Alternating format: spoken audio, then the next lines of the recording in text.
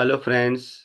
तो इस लेक्चर में हम लोग लेंगे question number 5B of mathematical foundation for computing 1, जो एग्जाम हुआ था, एंड सेमेस्टर एग्जामिनेशन ऑन 27 दिसंबर 2023 को।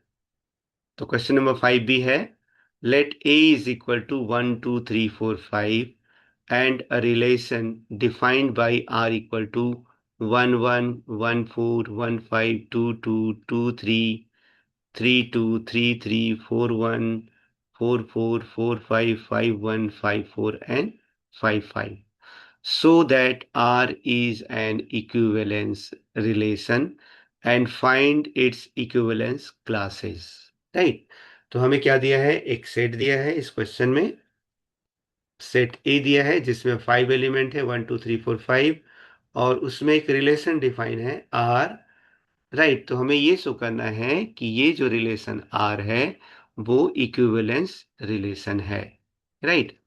अब इक्विवेलेंस रिलेशन क्या होता है दोस्तों? इक्विवेलेंस रिलेशन वो होता है, वो रिलेशन आर इक्विवेलेंस रिलेशन कहलाता है जो रिफ्लेक्सिव हो, राइट, सिमेट्रिक हो और ट्रांजिटिव हो। सो तीन, अगर कोई भी रिलेशन ऑन एनी सेट, अगर ये तीन प्रॉपर्टी सेटिस्फाई करती है, रिफ्लेक्सिव, सिमेट्रिक एंड ट्रांजिटिव, है ना, तो हम उसको बोलते हैं वो इक्विवेलेंस रिलेशन है। तो अभी यहाँ पे हमें प्रूव करना है। तो सबसे पहले क्या करते हैं, स्टेप नंबर 1 में लेते हैं। दो क्वेश्चन है इसमें। पहला हमें ये प्रूव करना है कि ये इक्विवेलेंस रिलेशन है, और दूसरा हमें ये प्रूव करना है, हमें फाइंड करना है कि what are the different equivalence classes of this relation, this set. Okay, so first लेते हैं हम लोग, we have to first verify that R is an equivalence relation. ठीक है? So the first property which we have to prove is reflexive. तो let us prove that the relation R is reflexive. Reflexive कब होगा? Reflexive का definition है, a relation R on a set A is called reflexive if for all a belongs to a belongs to r, each and every element of set is related to itself. Right? चलो अब इसमें हम लोग check करते हैं। इसमें जो element है, पहले देखो ए में कितने एलिमेंट है। ए में एलिमेंट है 5, 1 2 3 4 5। तो अभी हमें ये चेक करना है कि हर एक एलिमेंट अपने आप से रिलेटेड है कि नहीं है। जैसे देखो, पहला देखो, 1 1 प्रेजेंट है क्या? Yes, 1 is related to 1 itself. Second, 2 is also present, means 2 is related to itself. 3 is present, so 3 is related to itself. 4 is present, right? And also 5 is also present, right? So here, this all 1, 2, 3, 4, and 5, all 5 elements are related to itself. Therefore, R is reflexive. तो यहाँ पे हमें 1 mark मिल जाएगा दोस्तों, अगर हमने इतना ही prove कर दिया तो। और इसमें एक चीज और, जो मैंने फर्स्ट डेफिनेशन बताया था ना, any relation is called an equivalence relation if it is reflexive, symmetric and transitive. तो इसके लिए भी अगर हमने उसके आगे कुछ भी नहीं सॉल्व किया है, then also we can get 1 mark. Right? We can also get 1 mark. Right? तो ये हो गया first part. Let us see second part, symmetric. Symmetric में क्या होता है? If A B belongs to R, then B A belongs to R for any two element A B of the given set. Right? तो यहाँ पे हम लोग एक एक चेक करते हैं दोस्तों। ठीक है? तो सबसे पहला एलिमेंट है 1 1। एक एक एलिमेंट की बात करेंगे, हमारे पास जितने एलिमेंट है। 1 1, 1 1 बिलोंग्स टू आर है, तो इसका रिवर्स भी क्या हो जाएगा? 1 1 ही हो जाएगा। तो यस, ठीक है। फिर 1 4 belongs to R, then 4 1 is also belongs to R, ये भी है इसमें। Right? 4 1 is also belongs to R, yes. Then 1 5 present in R, then 5 1 is also present in R. Okay, so this also we are getting symmetric relation over here. दूसरा 2 belongs to R, then 2 also belongs to R, right? Then 2 3 देखो 2 3 जो है R का element है, तो 3 2 भी R का element है, राइट? यहाँ पे भी ये प्रूफ हो रहा है। नेक्स्ट, अच्छा 3 2 तो हो गया ऑलरेडी, 2 3। देन 3 3, अगर 3 3 की बात करें तो 3 3 is already in R. 4 4 we have already seen, right? 4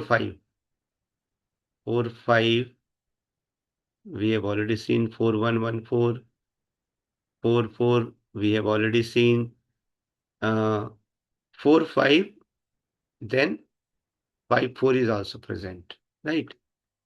So just look here, in each and every element, if we are taking A B belongs to R, then its B A belongs to R is also present in the given relation. Therefore, hence R is symmetric, right? Now next, transitive. So if AB belongs to R and BC belongs to R, then AC belongs to R. This is called transitive relation, right? So here we can prove it by taking one example, or we can directly write that all possible pairs AB and BC from R checked, and in every case AC belongs to R, right? Detailed verification is done and no counter example is found, hence R is transitive. तो चाहो तो क्या कर सकते हैं, चलो मैं एक एग्जांपल आपके सामने लेता हूं। जैसे मैंने ले लिया 1 4 1 4 is element of 1 4 is element of R, ठीक है? एंड दूसरा देखो 4 5 is also element of R, right? So which implies, अगर हमें ट्रांजिटिव दिखाना होगा तो क्या करेंगे, AB belongs to R, BC belongs to R, then AC should be also belongs to R. So 1 5 is should be also belongs to R. यहाँ पे देखो नहीं है क्या, 1 1 5 तो इसका एलिमेंट है, देखिए 1 5 ये, तो इसलिए 1 5 इज 1 5 बिलोंग्स टू आर, है ना? तो 1 4 belongs to R, 4 5 belongs to R, then 1 5 also belongs to R. Is it clear? So you can check any other pair, but if you only show the one pair, this is sufficient for verifying this transitive relation. Okay?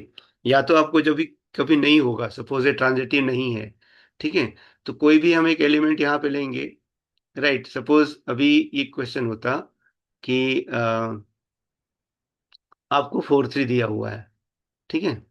4 3 is given, 4 3 belongs to R, okay? And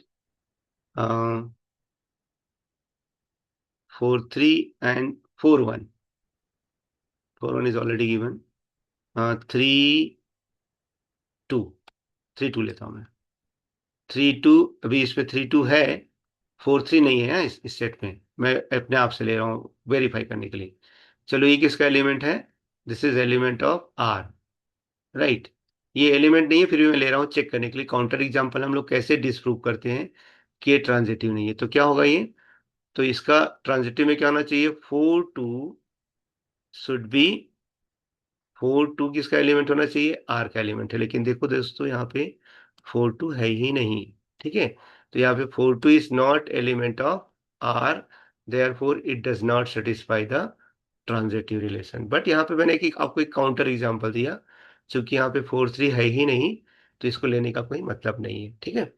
तो एक चीज ध्यान रखना, जब अगर कहीं पे आपको डिस्प्रूव करना रहेगा तो हम लोग काउंटर एग्जांपल लेंगे, अदरवाइज ट्रांजिटिव रिलेशन में एक कोई भी एग्जांपल, जैसे मैंने अभी 1 4 और 4 5 का दिखाया, वैसे आप दिखा सकते हो, and then we can say that hence R is transitive. तो since the given relation R is reflexive, symmetric, and transitive, therefore this is an equivalence relation. Okay, since R is reflexive, symmetric and transitive, therefore R is an equivalence relation. तो यहां तक आपको 3 marks मिल सकते हैं, ठीक है। अब यहाँ पे जो स्टेप नंबर 2 है, उसमें क्या करना है, find the equivalence classes of R. So two elements A and B are equivalent. ये कब इक्विवेलेंट होंगे? If A B belongs to R, अगर दोनों एक दूसरे से रिलेटेड है। तो अभी हमारे पास कितने एलिमेंट है? 5 एलिमेंट है, ठीक है। तो ये पांचों एलिमेंट को हम लोग क्या करते हैं, वन बाय वन इसका रिलेशन देखते हैं। तो element one, elements first element लिया, that elements related to it including itself. जैसे वन जो है, वन किसके साथ रिलेटेड है? वन जो है वन के साथ रिलेटेड है, फोर के साथ रिलेटेड है और फाइव के साथ रिलेटेड है। ओनली 3 एलिमेंट, तो हमने लिख दिया the elements related to it is 1 4 5, right. तो ये वन का जो इक्विवेलेंस क्लास होगा, इसको हम लोग दोस्तों कैपिटल ब्रैकेट जो होता है ना, उसके अंदर उस एलिमेंट को लिखते हैं। ये this is nothing but a set which includes 1 4 5, और ये शो करता है कि ये जो वन है वो वन से भी रिलेटेड है, फोर से भी रिलेटेड है और फाइव से भी रिलेटेड है। तो इसको हम लोग बोलते हैं इक्विवेलेंस क्लास, ठीक है। अब दूसरे एलिमेंट टू पे आते हैं।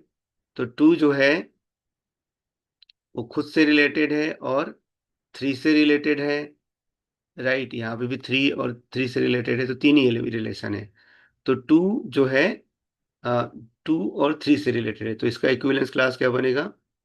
Equivalence class of two is equal to two three. अब आते हैं थ्री पे। तो थ्री जो है खुद से रिलेटेड है और टू भी टू से भी रिलेटेड है ना। तो थ्री का इक्विवेलेंस क्लास क्या बनेगा दोस्तों? थ्री का इक्विवेलेंस क्लास भी बनेगा, वो होगा टू और थ्री, टू और थ्री। फिर सिमिलरली फोर का इक्विवेलेंस क्लास क्या बनेगा? फोर का इक्विवेलेंस क्लास, चूंकि फोर ऑलरेडी रिलेटेड है वन फोर फाइव, वन से भी रिलेटेड है, फोर से भी और फाइव से। तो इक्विवेलेंस क्लास ऑफ फोर और इक्विवेलेंस क्लास ऑफ वन और इक्विवेलेंस क्लास ऑफ फाइव, तीनों कैसे हो जाएंगे? सेम हो जाएंगे, राइट। ये तीनों सेम। वैसे ही इक्विवेलेंस क्लास ऑफ टू और equivalence class of three, both will be also same. तो इक्विवेलेंस क्लासेस ऑफ आर सिर्फ दो ही मिलते हैं हमें। कौन कौन सा? एक होता है वन और दूसरा होता है टू, राइट। और ये जो इक्विवेलेंस क्लासेस होते हैं ना दोस्तों, ये जो होते हैं वो डिसजॉइंट होते हैं, है ना। जैसे अभी मैंने बताया आपको कि टू और थ्री कॉमन हो गया, राइट। वैसे ही यहाँ पे वन फोर फाइव कॉमन हो गया। तो we have only two equivalence class, एक वन है और दूसरा टू है, और दोनों में कोई भी कॉमन एलिमेंट नहीं है। देख लीजिए, एक में वन फोर फाइव है और दूसरे में टू थ्री है। तो इसी को क्या बोलते हैं? वन फोर फाइव, इसको पार्टीशन बोलते हैं। ये जो पूरा सेट है ना, अगर आपको इसमें क्वेश्चन ये भी आ सकता है कि find out the partition of the equivalence classes, तो आपको क्या करना है? आपके पास दो पार्टीशन है, एक पार्टीशन है वन फोर फाइव और दूसरा पार्टीशन है टू थ्री। तो right, so this classes are disjoint and their union is equal to A. जैसे यहाँ पे one intersection, equivalence class of one intersection with equivalence class of two is five, and union of equivalence class of 1 and 2 is equal to nothing but all 1 2 3 4 5 element means equal to e। तो इस तरह से आप इस question को solve कर सकते हो। Thank you.